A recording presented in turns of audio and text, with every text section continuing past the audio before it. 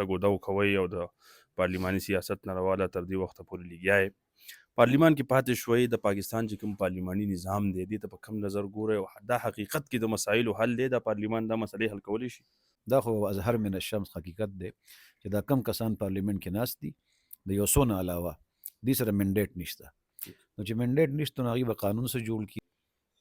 د حافظ نعیم الرحمن صاحب په سیاست کې او چې کوم سابق امیر دی سراج الحق صاحب، د دې دواړو په سیاست کې څه فرق محسوسوئ؟ یعنی کم بهتر محسوسوئ؟ وجه سره جماعت اسلامي رو د پارلیمان نه بهر شوه، هغه سیټونه چې په کم تاسو ګټل هغه تاسو نه پاتې شو، څه وجه کیدی شي؟ د عوام اعتماد مو وبیله که څه نور څه وجوهات دي؟ عوام خو اعتماد کوي. عوام اعتماد کوي، بیا څوک درنه یریږي چې تاسو ته دغه لاره کې خنډ جوړیږي؟ سینیټر مشتاق صاحب ستاسو یو ډېر ښه ملګری و، د پارټۍ کې د هغې ډېر کافي خدمات دي، هغوی خپلې لارې جدا کړي او اوس ځان له چونکي نوې پارټي هم جوړه کړه. د هغې دغه عمل ته په کوم نظر ګورئ او د هغې مستقبل ته څنګه ګورئ چې د هغې مستقبل به څه په خبرې کوو؟ عمران خان چې اوسه پورې تاسو ګورئ د هغه سره چې څه کېږي دغې ته په کوم نظر ګورئ او د دې به څه نتایج؟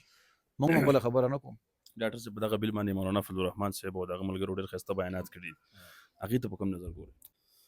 13-14 سال په دې صوبه باندې پی ټي آی حکومت وکړو، تاسو څونه مطمئن یې د هغې د کارکردګۍ نه؟ خو ګوره ته یو بیدار صحافي په میډیا باندې موږ راځو ستا هر څه ګورو. موږ اخري تپوس دا کومه تاسو دا دعوه کوئ چې یاره موږ د اتحاد او د اتفاق محبت ته او د دې درس ورکوو او بیا چې کله هم MMA جوړ شوی دی نو جماعت اسلامي تیاول وتی دی، دې ځای کې دا خپله خبره تاسو نه ګڼئ چې یاره دغې نه تاسو انحراف کوئ؟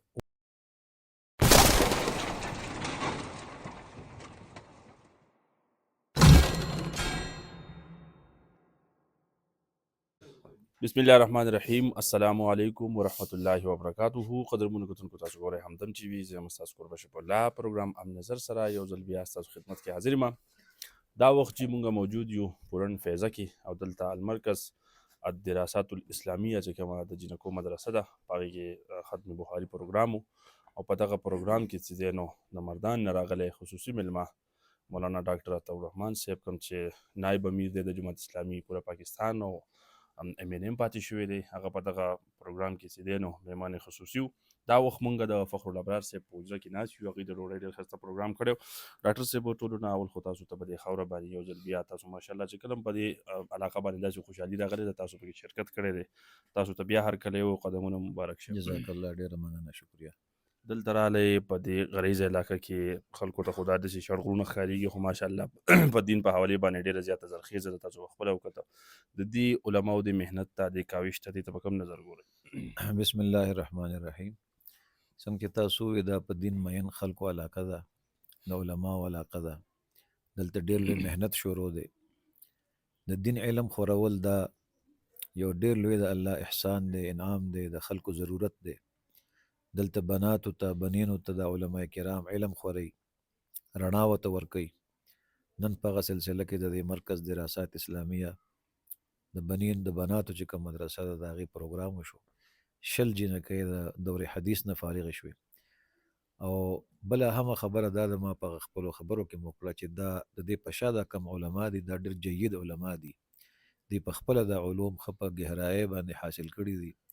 او بیا د هغې اشاعت په ښه جذبه باندې کوي. نو موږ دې ته هر مسلمان ورته تحسین په نظر باندې ګوري، دعاګانې ورته کوي. دا ټوله معاشره په کار ده چې د دې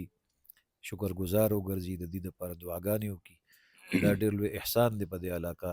چې کوم علما دا خدمت کوي. د جنکو د علم ته په کوم نظر ګورئ؟ بعضې خلک اوس هم د دې خلاف دی چې یاره دا د مطلب دا دی چې د سړو مدرسې ته نه ځي او د دې نه اوس هم ډېر خلک چې دی نو انکار کوي. دې ته په کوم نظر ګورئ؟ که جنۍ بغیر د علم نه پاتې شو نو د هغې به څه مستقبل؟ علم چې دی دا د الله تعالی انعام او احسان دی او الله فرمایي چې الله تعالی علم ورکړی دی او د بیان طاقت ورکړی دی او علم بالقلم، د قلم په ذریعه الله علم وکړي. نو په دې کې د نارینه او د زنانو د دې عدم ذکر نه معلومیږي دا چې دا علم د بناتو بنینو دواړو دپاره دی. که دا د الله انعام دی نو د دې نه ښځې ولې مستثنا دي؟ ښځې ته مستثنا نه دي. البته یو خبره ده چې د ښځو دایره ځان له ده او د سړو ځان له ده. نو مختلط او اختلاط تعلیم چې دی د دې اسلام په حق کې نه دی. د هغې تعلیم ځان له پکار دی چې د هغې په منځ کې مخلوط نظام نه وي او بله خرابي پیدا نه شي. باقي علم ورکول پکار دی، د هغې انتظام پکار دی، اهتمام پکار دی. ستاسو د موجودګي چې دا په غنیمت وګڼم یو څو تپوسونه د دې پروګرام نه هټ کر به زه ستاسو نه کوم تاسو چونکې سیاسي ژوند تیر کو لګیا یې په دغه پیړ کې تګ و دو کوئ او د پارلیماني سیاست نه راواله تر دې وخته پورې لګیا یې پارلیمان کې پاتې شوي د پاکستان چې کوم پارلیماني نظام دی دې ته په کم نظر ګورئ او دا حقیقت کې د مسایلو حل دی د پارلیمان دا مسلې حل کولی شي اصل کې خو حل دی قرآن او حدیث لیکن زمونږ د پارلیماني نظام یا صدارتي نظام دا خو یو انتظامی امر دی چې د قرآن او د حدیث یا د عدل او د انصاف نظام دپاره به ډانچه سي نو هغه ډانچه پارلیماني هم کېدی شي پارلیماني معنی دا ده چې وزیر اعظم لاندې په صوبو کې وزرای اعلی نو دا هم د شریعت خلاف سیستم خو نه دا خو انتظامات دي یا په بعضې ملکونو کې صدارتي پریزیډنشل فارم اف ګورنمنټ یا پارلیمنټري فارم اف ګورنمنټ نو دا دواړه کېدی شي دا د شریعت خلاف نه دي اصل چیز دا دی چې دا نظام به دي کم چلی نو نظام زمونږ د دستور پاکستان په رڼا کې حاکمیت اعلی د الله سره دی او قرآن او حدیث نه خلاف قانون سازی نشي کېدی نو په کار دا دی چې پارلیمنټري نظام دی او که صدارتي نظام دی د دې دستور مطابق د قرآن نظام نافذ شي اسلامي نظام نافذ شي عدل او انصاف ملو شي عدالتونه انصاف ورکي انتظامیه انصاف ورکي نو که دغه کار کېږي نو پارلیمنت نظام کې هم کېدی شي په صدارتي کې هم کېدی شي دغه کې څه غیر شرعي خبره نشته دا د انتظام سره متعلق یو خبره ده تاسو د پاکستان د قومي اسمبلی نه څونه مطمئن یې قومي اسمبلی موجوده خو منتخب نه ده صحیح خبره دا ده چې خلکو دې له اعتماد نه دی ورکړي دا خو اظهر من الشمس حقیقت دی چې دا کم کسان پارلیمنت کې ناست دي د یو څو نه علاوه دې سره منډیټ نشته نو چې منډیټ نشته نو هغوی به قانون سره جوړ کړي ترمیم به څه په آیین کې وکړي څومره اقدامات چې دی کوي دا غیر آییني دي ځکه چې دا د خلکو د منډیټ اسمبلی نه ده یو خبره خو دا ده دویمه دا ده چې که پریکټیکلی اوس دی ناست دي نو آیا چې دی ناست دي نو دی د آیین مطابق روان دي که د آیین خلاف روان دي دوی چې څومره قانون سازي اوس کړې ده ما 2 مثاله وختي ورکړه دا د آیین خلاف کړې ده ځکه چې د قرآن او سنت خلاف ده او په آیین کې د قرآن او سنت بالادستي ده نو د دې پارلیمنت نه خو مطمئن موږ ځکه نه یو چې دې کې په عدالت باندې کنټرول نشته په دې کې د پارلیمان چې کوم خپل نظام دی چې هغه به د خلکو په مفاد کې او د اسلام په مفاد کې قانون جوړي هغه کردار نشته یا په دې کې چې کوم دینو بایکاټونه شروع دي ډیسکونه ډبیږي بایکاټونه کیږي او کم کسان چې قانون سازی کوي نو هغه د اسلام او د عوام مفاد ته نه ګوري بلکې خپل ذاتی ایجنډې ته ګوري دا غیر لپاره د شپې قانون پاس کوي د ورځې پاس کوي په 1 منټ کې پاس کوي چې عدالت به څنګه کنټرول کومه ادارې به څنګه کنټرول کومه د عوامو د حقوق به څنګه دباومه نو دا خو بالکل ناکام فیل پارلیماني نظام دی چې د وخت کوم روان دی جماعت اسلامي یو غټه پارټي ده تاسو له بدی وخت کې څه کول پکار دي او تاسو په دې صورتحال کې کردار سره منګه عوامو سره رابطه کوو زمونږ اجتماع عام تاسو لیده یو ډېره تاریخي اجتماع عام وشوه زمونږ په کراچۍ کې چې کوم دی پرون د کراچۍ د حق په حواله باندې یو ډېر تاریخي مارچ وشو زمونږ د بنو قابل په حواله باندې خپل یو کردار د نوجوانانو لپاره د تعلیم هغه ادا کوو او اویرنس دا پیدا کوو چې تاسو د خپل حق دپاره راپاسئ او داسې منتخب نمایندګان ولېږئ چې هغه خپل مفاد په ځای باندې ذاتی مفاد په ځای باندې قومي مفاد مخې ته کړي نو موږ د عوامو سره رابطه ساتو عوامو چې کله اعتماد وکړو او د عوامو اعتماد مطابق چې کوم دی نو خلکو د هغې هغه منډیټ تسلیم کړو نو زموږ د پاکستان نظام به درست شي او ټیک به شي نو جماعت اسلامي نوجوانان کنیکټ کوي عوام کنیکټ کوي د خپلو حقوقو شعور ولا ورکوي د خپلو ذمه دارو شعور ولا ورکوي او واحد حافظ نعیم الرحمن یو داسې قائد دی په دې وخت کې چې هغه ورکړی شوی سیټ د فارم 47 مطابق په کراچۍ کې واپس کو او دا خبره وکړه چې زما د خپل کیلکولیشن مطابق د 45 فارم مطابق دا سیټ بل چا ګټلې دی ما نه دی ګټلې لږ غونډې فرق دی لہذا دا سیټ زه نه اخلم داسې قائد چې هغه د حکومت او د ادارو ورکړی شوی سیټ واپس کوي دغه د قوم حقیقي نماینده دی د حافظ نعیم الرحمن صاحب په سیاست کې یو چې کوم سابق امیر دی سراج الحق صاحب د دې دواړو په سیاست کې څه فرق محسوسوي یعنی کم بهتر محسوسوي جماعت اسلامي خو د یو شورایي نظام نوم دی د شورا مطابق چلیږي چې کم امیر هم راځي هغه به د شورا د فیصلو پابند دي باقي انداز دار چا جدا جدا وي هغه انساني صلاحیت دی په هر چا کې دلته به ناستو کسانو کې فرق دی ستا به یو انداز د صلاحیت د بل انداز نو دا فرق به وي خو باقي د دواړو د ټولو عمرای جماعت په پالیسو کې او د هغې په جماعت په چلولو کې څه فرق نشته ځکه چې زموږ سورس او مصدر کتاب او سنت دی، قرآن او حدیث دی او شورایت دی. د شورا د فیصلو مطابق روان دي، ټول خپل کار کوي. وجه سره جماعت اسلامي ورو د پارلیمان نه بهر شو، هغه سیټونه چې کم تاسو ګټل هغه تاسو نه پاتې شو، څه وجه کېدی شي؟ د عوام اعتماد مو بې لکه څه نور څه وجوهات دي؟ دا تپوس د حافظ نعیم الرحمن صاحب نه وشو، یوه ورځ مخکې نو هغوی دا تپوس زمانه ولې کې دا تپوس ته د هغه چا نه وکړه چې کوم ځای کې زموږ منډیټ موجود دی موږ له ولې نه راکوي، چې کوم ځای زموږ منډیټ نشته موږ نه غواړو. کراچۍ کې زموږ منډیټ د میر هم او صوبایي اسمبلی هم هغه موږ ته نه میلاویږي، چې په کوم ځای زموږ منډیټ شته هغه دې موږ ته راکړي. موږ ته دې راکوي نه، موږ سوال نه کوو، بلکې نعیم الرحمن صاحب وایي چې हमें वो सीटें जीतने दो، یعنی خلک را راکوي نو تاسو موږ راکوي، تاسو پرېږدئ چې دا خلک موږ له کوم څیز راکوي هغه موږ ته میلاو شي. عوام خو اعتماد کوي. دا دومره غټ تعداد کې ستاسو په دې شانګله کې هم د بنو قابل د ځوانان چې راځي، چې دا امیر صاحب زموږ سره ناست نجم الله صاحب، دی ولا دا بنو قابل د کمپیوټر لیب قایموي، دی ولا ټیسټونه کوي، میدانونه ډک شي د هغې نه، هالونه ډک شي، سټیډیمونه ډک شي. دا خو اعتماد دی په جماعت باندې. الخدمت فاونډیشن باندې د خلکو اعتماد دی. نو خلک چې کوم اعتماد کوي هغه اکسپټ کول پکار دي، ادارو له د هغې په منځ کې راتلل نه دي پکار، او چې وکړي اعتماد نو موږ به هغې مایوس کوو نه انشاءالله تعالی. عوام اعتماد کوي، بیا څوک درنه یېرېږي چې تاسو ته دغه لاره کې خنډ جوړېږي؟ ظاهره خبره ده هغه کسان چې هغې په دې پوه دي چې د جماعت ذاتي ایجنډه نشته، خالص د ملک په مفاد کې خبره کوي، ذاتي د هغې څه کمزوري نشته، مفاد یې نشته، لالچ یې نشته، نو هغه خلک به تا څنګه راپرېږدي؟ تا به هغه سړی راپرېږدي چې د هغه خپل ذاتي مفاد نه وي،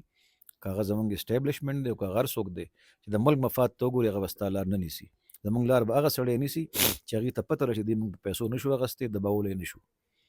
سنیټر مشتاق صاحب ستاسو یو ډېر ښه ملګری و، د پارټۍ کې د هغې ډېر کافي خدمات دي، هغې خپلې لارې جدا کړي او اوس ځان له چونکي نوې پارټي هم جوړه کړه. د هغې دغه عمل ته په کوم نظر ګورئ او د هغې مستقبل ته څنګه ګورئ چې د هغې مستقبل به صحیح؟ موږ په هغې باندې څه تبصره نه کوو. موږ امیر جماعت او جماعت پالیسي دا ده چې په دې موږ څه تبصره نه کوو. هر چا ته خپل حق حاصل دی، یو پارټي جوړه کړه، بس هغه روان دي، خلک د هغه کار ته هم ګوري او جماعت اسلامي ته هم ګوري. جماعت اسلامي ته پې څه ټیس ورسېد که نه؟ جماعت اسلامي یو منظم تحریک دی، ډېر خلک مخکې د جماعت نه وتلي، جماعت ته نقصان نه دی رسېدلی، جماعت ورځ په ورځ ترقي کوي. دا صرف مشتاق صاحب نه دی وتی، ډېر خلک د جماعت نه وتي دي او هغې په دې معاشره کې موجود دي، تحلیل شوي دي یا موجود دي، هر څه کار چې کوي، خو جماعت ته په دې باندې څه نقصان نه رسي. جماعت یو منظم ادارو باندې قایم جماعت دی. ملکي سیاست باندې یو دوه خبرې کوو. عمران خان چې اوسه پورې تاسو ګورئ دغه سره چې څه کېږي، دغې ته په کوم نظر ګورئ او د دې به څه نتایج؟ موږ خو دا وایو چې په دې ملک کې سیاسي قیدیان نه دي پکار، که هغه عمران دی او که بل دی او که بل دی. په سیاسي بنیادونو باندې تاسو خلک دباوئ مه، جیل کې مه اچوئ، قید مه ورکوئ. د هغه چې کوم رایټس دي د هر چا هغه رایټس، که سبا هرې پارټۍ راځي هغه رایټس او حقوق د آیین مطابق هغه له ورکړه. که ملاقات د هغه رایټ دی ملاقات ته پرېږده. که فرض که په هغه باندې هسې تاسو کیسونه جوړ کړي دي هغه کیسونه ختم کړئ، سیاسي قیادتونه ختم کړئ. که تاسو دا وایئ چې دا کرپشن دی یا غلا یې کړې ده، نو بیا زرداري به کوم ځای کي او نواز شریف به کوم ځای کي. که دا جرم دی نو هغې بار دی او دې دننه دی. دا ټول زموږ خبره ده، خو موږ دا خبره کوو چې د هرې پارټۍ کس له پکار دا دي چې څنګه هغه د خپل یو مشر د رهایۍ دپاره مطالبې کوي او مظاهرې کوي. نو اخر په دې ملک کې چې د آیین کوم وایلیشن کیږي او غټ وایلیشن دا چې د قرآن او حدیث خلاف قانون سازي کیږي، په هغې باندې خبره ولې نه کیږي؟ موږ دلته تنقید برای تنقید نه کوو، خو کم سړی چې د اډیاله جیل مخې ته ناست دی او هغه دا وایي چې بھئی زمونږ عمران خان را آزاد کړي، عمل د ملاقات ټایم راکړه او ټوله میډیا هغه ګوري، نو هغه دې ورسره دا خبره هم وکړي که نه چې دا سړی هم را آزاد کړه او دا د اسلام خلاف چې دا کومه قانون سازي شوې ده په پارلیمنټ کې دا واپس واخله، موږ د هغې خلاف یو. د هغې په باره کې خبره ولې نه کېږي؟ زه صرف دا سوال کوم، نن په پروګرام کې مو وویل او تاسو تمام مثالونه پیش کړو چې خالص د قرآن او حدیث خلاف په دې پارلیمان کې قانون سازي شوې ده. په هغې باندې پارلیمان کې د هغې څه کردار دی د هرې پارټۍ، او په هغې باندې په یو پریس کانفرنس کې د هغې څه کردار دی؟ آیا دا زموږ ذمهواري نه ده؟ یو انسان چې کوم دی د هغه حق والی کېږي او ته یې هغه راپرېږده جیل نه، موږ سره ملګري یو، خو د الله تعالی حقونه والی کېږي، د قرآن او حدیث خلاف قانون سازي کېږي، په هغې یو ټکی تاسو نه وایئ.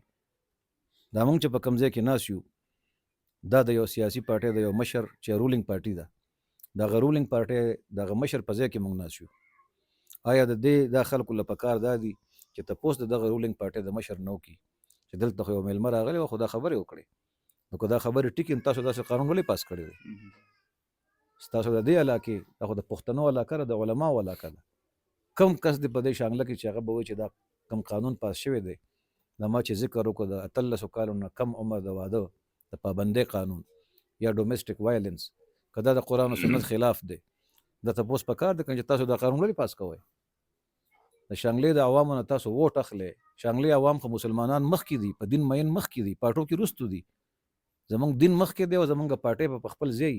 خو دین خو زمونږ مشترک دی که نه د ده هم دا تپوس پکار دی او هغه کسان چې د اډیاله جیل مخې ته ناست دي او دا خبره کوي او ما یې تایید وکړو چې دا سړی را پرېږدی او ملاقات وکړي یو ټکې دا مو ووایه که نه چې دا کم قانون د اسلام خلاف پاس شي موږ د دې مخالفت کوو موږ د دې په حق کې نه یو وایه دا خبره که نه نو دا مې دې دپاره که دا ټکې ورسره زه نه ویم نو دا به هم خپله پوره خبره نه کوم چې یو خبره کوم بله خبره نه کوم ډاکټر صاحب په دغه بیل باندې مولانا فضل الرحمن صاحب او دغه ملګرو ډېر ښایسته بیانات کړي دي هغې ته په کوم نظر ګورئ ټکې کړي دي زمونږ حافظ صاحب وایي چې وایي کومه خبره باندې هغوی یو خبره وکړه نو ټکې وکړه صحیح وکړه خو آیا دا خبره به صرف جماعت اسلامي کوي صرف هغوی به کوي دا دین صرف زمونږ دی دا نورو خلکو دین نه دی موږ ته پریشانی په دې باندې را چې زما ترجیحات او پرایارټیز کې څه شامل دی آیا د الله دین زما په ترجیحاتو کې دی که نه دی که زما په ترجیحاتو کې دی د په دې پارلیمان کې چې زه کله تصویرونه اوچتوم او کله بایکاټونه کوم او کله چغې وامه نو دا بایکاټ دی کوم چغه دی ووایم که چې دا بیل نامنظور صحیح 14 سال په دې صوبه باندې پی ټی آی حکومت وکړو تاسو څونه مطمئن یې د هغې د کارکردګۍ نه خو ګوره ته یو بیدار صحافي په میډیا باندې موږ راځو ستا هر څه ګورو موږ هر سړی ګوري ته د خپلې شانګلې نه اندازه ولګوه موږ به د مردان نه اندازه ولګو چې دا دریم ټینور دی په دې دریم ټینور کې کم مسئلې د عوامو حل شوې آیا هر ځای کې موږ دا خبره کوو چې اسټابلیشمنټ زموږ خلاف دی دا کومه خزانه چې دلته موږ سره موجود ده په دې صوبه کې څه خزانه خو شته که نه نو دا خزانه تا څومره ولګوله په عوامو باندې تا د کرپشن لار څومره ونیوله چې اوس هم چې کوم دی ته ښه بیدار یې پوهېږي په دې باندې چې پوسټونه خرڅېږي د سکیلونو پیسې مقرر دي سکیل نمبر 1 دونه پیسې سکیل نمبر 2 دونه پیسې نو اخر دا ولې کېږي دا ته بندولی نه شي هغه ته نه بندې کرپشن ته نه بندې د عوامو جایز مسلې چې کوم دی د هغې حق نه ورکوې په تیرا کې چې دا کوم څه شروع دی اوس په خپله هغې دا وایي چې 4 ارب روپۍ موږ دې دپاره ایستې دي 4 ارب روپۍ نو تپوس تاسو د هغې نه وکړئ چې دغه 4 ارب روپۍ به دغه تیرا په دې خلکو ولګېدې که ونه لګېدې هغې په کم مشکل کې دي نو د صوبې خبره خو همدغه ده چې کم تا سره موجود دی هغه په دې خلکو ولګوه هغه خلکو ته ریفر کړه څومره میګا پراجیکټس وشو څومره نور پراجیکټس وشو د بلدیاتو نمایندګان څونه مطمئن دي آیا هغې سره حد شته اختیار شته او که نشته نو دغه خبره ستا مخې ته ده هره خبره حل دا نه دی چې اسټابلیشمنټ زما خلاف دی اسټابلیشمنټ چې کم دی ستا خلاف دی هغه موږ ته معلومه ده خو چې کم ځای کې تا سره اختیار دی خو استعمال که که نه نو په هغې باندې خو اطمینان نشته که ستاسو یو تاسو ماته ووایه اخري تپوس دا کومه تاسو دا دعوه کوئ چې یاره موږ د اتحاد او د اتفاق محبت ته او د دې درس ورکو او بیا چې کلم ام ام جوړ شوی دی نو جماعت اسلامي ته اول وتی دی دې ځای کې دا خپله خبره تاسو نه ګڼئ چې یاره دغې نه تاسو انحراف کوئ ولې وتی دی سوال دا دی زمونږ منور حسن صاحب الله دې وبخي هغه چې دوباره ام ام خبره کېده نو هغه وویل چې ام ام بالا جوړو چې دا مخکنۍ خبره معلومه چې ام ام ماته شوې ولې ده یعنې که د هغې نه څوک وتي دا ولې ماته شوې ده اوس زمونږ د حافظ نعیم الرحمن صاحب امیر جماعت دا پالیسي ده او د ټولې شورا پالیسي ده چې موږ به اوس اتحادونه نه کوو موږ به په خپل تراز و نشان باندې جماعت په پلیټ فارم باندې خپل کردار ادا کوو او وجه دا ده چې که موږ تحریک چلو خلک موږ ځان سره ملګري کوي او چې تحریک وچلېږي او موږ میدان ته روزو خلک قرباني ورکړي څه وخت پس هغې لاړ شي د اسټابلیشمنټ سره میلاو شي تا په خپل ځای باندې پرېږدي او هغې ورته دی نه صحیح ته صحیح راځه نو موږ اوس دومره ډغرې وخوړې چې موږ دا خبره زده کړه چې موږ به په خپل پلیټ فارم باندې کار کوو هغې دپاره قرباني ورکول او کار سي دغه اتحادونو د تجربات ډېر ناکام شو ثانک یو سر ډېره مننه سره مونږ ډاکټر عطا الرحمن صاحب سره انټرویو هغه اختتام ته ورسېد خپل کوربه شپه الله ته ورکړي اجازت او ګورئ همدم ټي وي تل به الله په امان